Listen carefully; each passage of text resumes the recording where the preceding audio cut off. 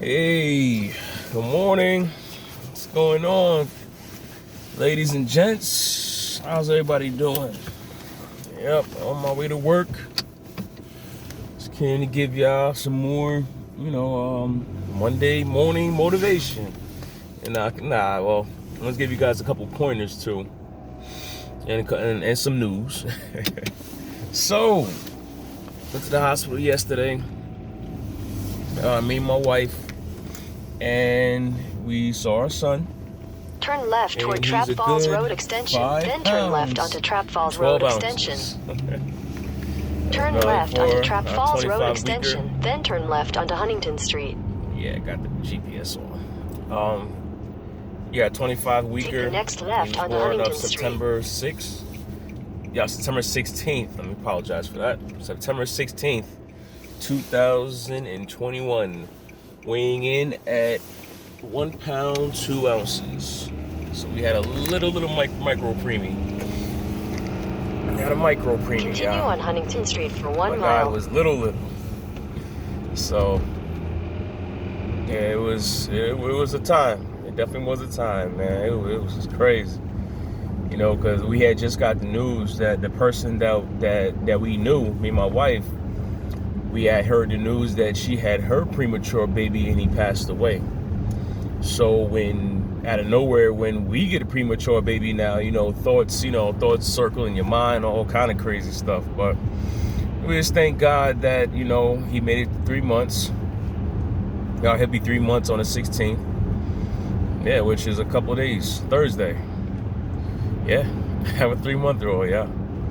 So just want to tell y'all, going through all of that, you might really want to seek some professional help, so like a professional therapist, or somebody that, deals with, stuff like this. I always told you, find a circle or find some people you can talk to, but it's better, really finding somebody that's a professional, because you never know what, what can come behind this. In a quarter mile, turn right onto the Connecticut 8 South ramp to Bridgeport. All the good stuff. But like I said, man, what you can do, what you can try to do, is stay positive. And I told you before, it's so many ways, you can try to do that. Just do the things that you love. I know it's gonna get hard and you're gonna get discouraged. Turn right onto the Connecticut 8 South ramp. But those things work, man. Things that you love, continue to do it, because it's gonna become a time when you're gonna be in that hospital, like if you're there all day long, or according to your schedule, it will get tough. Listening to all the beeping sounds. All the nurses, using the big giant words that you never heard before. Connecticut 8 You're on Google searching it, looking it up. It's a lot. Then your baby can aspirate. Heart rate can go down. Right in front of you. It happened to me one time. I was doing a skin to skin. Continue on Connecticut 8 South for half a mile. His heart rate started to go down. And so I looked at the nurse, like, we're looking at each other, like, okay, and I'm like, I see the numbers going down. So she picks him up. Then the next thing I hear is, can you give me some help in here? After that, like 50 people was in the room. I mean, it was just like take exit traumatic. Put it like that. It was very traumatic. Like I said, my wife, the first time we seen it, we both was in the room, wondering like, oh, so this is how it is. So second time it happened, he was just, laying down on his stomach, and a doctor had came in and was, talking to me about certain things that was going on with him, and he did it again. Our heart rate started going down, and lucky, like, it was the nurse and it was the doctor. Like, he just came in just to, talk to me. And he had to end up, putting this thing on his ear, trying to listen to his heart rate. Heart rate went down. He couldn't hear anything. Then, like I said, next thing I know, 50 people are inside the NICU, well, NICU room. And my wife that time, like, she couldn't take it, you know, so she just walked out, you know, started, you know, tearing up a little bit, because it's a lot. Like, already she was having a, she was having a difficult day already. And she kept telling me, oh, this is happening bad, that's happening bad. And then when the baby's heart rate went down, it was just like icing on the cake. Like, well, how much more, you know, is my day gonna go by, go crazy, whatever. So, but me, what I did is, you know, even though it's traumatic, you know, I stayed in there and I prayed the whole time. Like, people talking to me, the doctor, you know, their job is to, you know, calm you down and let you know what's going on. I wasn't really listening to anybody. I was just like, yeah, and like in my head, and like talking, mouthing it, just praying, you know, saying, God, you know, this is part of your plan. You know, I'm trusting you. I'm trusting you right now, and I know that you're gonna pull my son through. You know, this is our gift from you. I know you wouldn't take our gift away. You know, he's here for a reason. He's premature for a reason. You know, and I already know I know for a fact, you know, God won't bring you this far just to leave you. You know, so like I said, man, saying all that, like, it's very, very, very traumatic. You know, this every day, like, you know, some days he'll do great. Then all of a sudden, like, the next day he'll have, you know, his face will be swollen. Oh, it's a different diuretic, and it's this steroids, and it's this and that, his heart, his chest.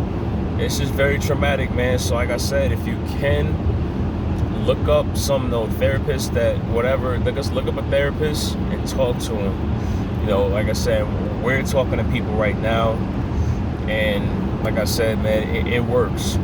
I talk to a therapist, talk to, you know, the people that have been through this before.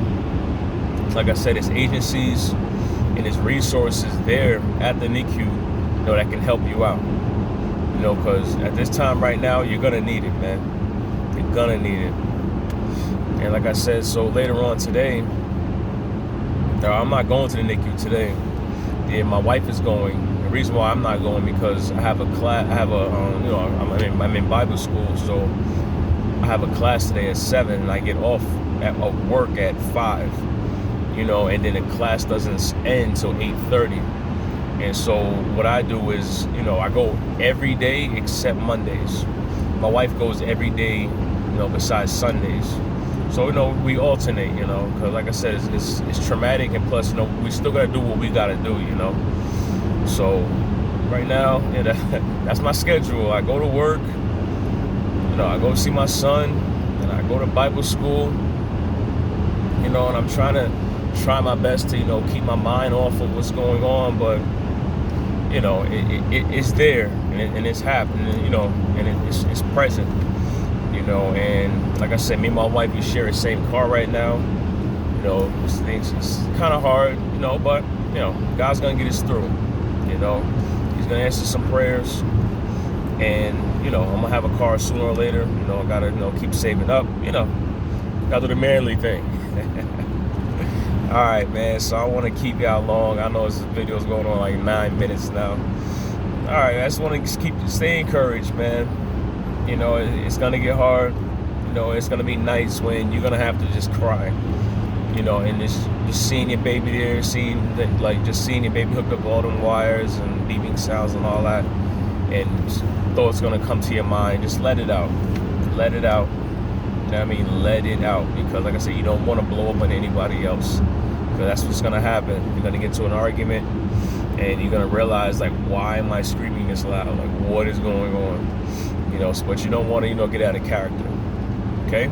Talk to somebody, find somebody that you can, you know, like a therapist, a real professional therapist, not people that, you know, like, you can talk to your pastor, you know, you can talk to, you know, your elder, minister, and all that. You could do that, but I recommend talking to a professional that can really listen and, you know, give feedback. You know, the stuff they went to school for. You know, the pastor, you know, he's just, you know, I wouldn't say they didn't go to school for therapy, but, you know, they're there for, you know, an open ear and you crying out to them. Okay, but you know what, you want to talk to a professional, you know. All right, so you guys have a good day. Oh, we're on 10 minutes now. You guys have a good day. Stay positive. Try your best. Say a prayer. I'll be praying for you. And I love you with the love of the Lord. And I'll see you next time. Boomer!